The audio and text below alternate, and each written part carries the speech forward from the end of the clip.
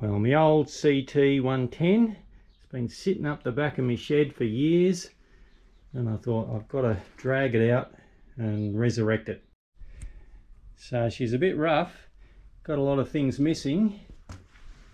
Well, just got back from a 3,000k trip from New South Wales to the Northern Territory, so I have to have a closer look at this thing now and see what I have to do. So just doing a bit of a visual inspection first of all, sort of work out just what I've got to do on this. Obviously I need to buy quite a few bits and pieces. Luckily you can still get parts pretty easily for these old Postie bikes. This is a 1986 model.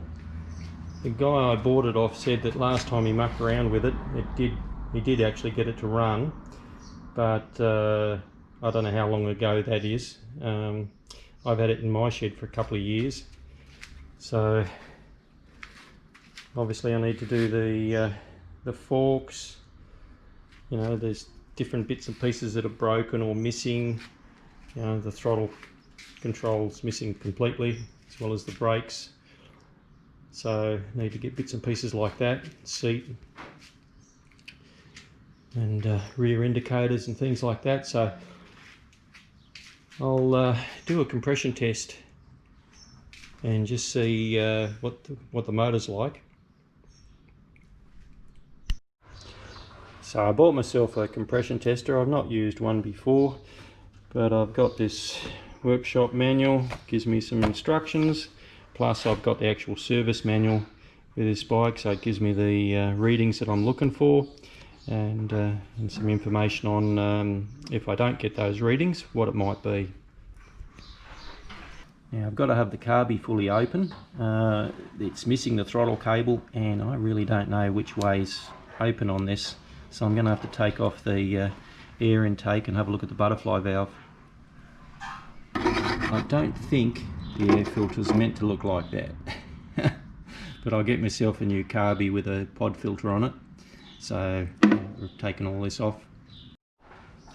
So I'll just open this butterfly valve. Gonna have that fully open for the compression test. So just gonna take out the spark plug.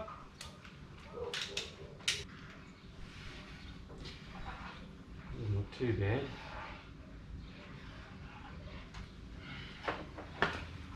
So choose the right adapter to screw into the spark plug hole. That one there looks right. Okay, there we go. Okay, then get the hose. So my plan is not an actual restoration, more a resurrection. I just want to get this thing going so I can have some fun with it. So obviously I've got to buy a fair bit for it. It's going to take me a bit of time, and I've got my other Postie bike which I use for daily riding and on the weekend, so no great rush.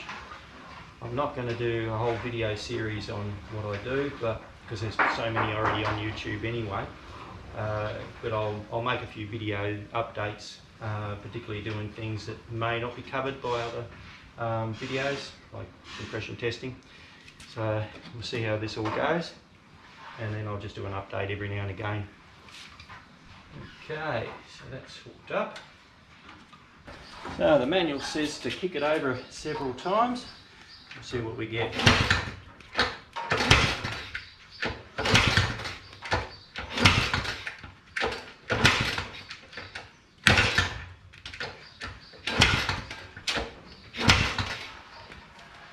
Okay.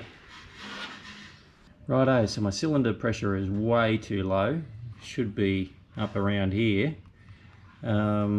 So I'm going to put some, just a tiny bit of oil in the through the spark plug hole, and then I'll try the compression test again just to see if I can narrow down where the fault might be. Alright, so I'm just going to squirt a little bit of oil in the spark plug hole. Then I'll give it one kick just to clear it. Then hook up the compression tester again. If it improves, it means the rings are defective. If it doesn't make any difference, well then I'll have to check the valves first up and see if the valve clearance is any good or there's another issue there. So, let's see what we get this time.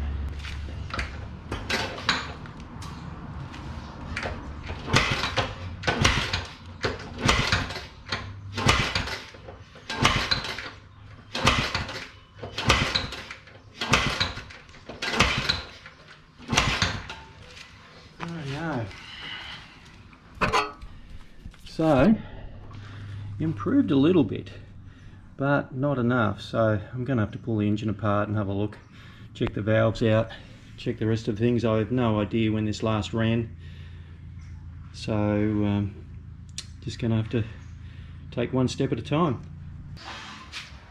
Yeah, so that was the compression test. Shows me that there's something wrong there, so I'm going to have to pull the motor apart and have a look and see what the go is there. I'll make another little update showing what I found. I'm not sure when that'll come out. It'll be a while, I should imagine. So cheers.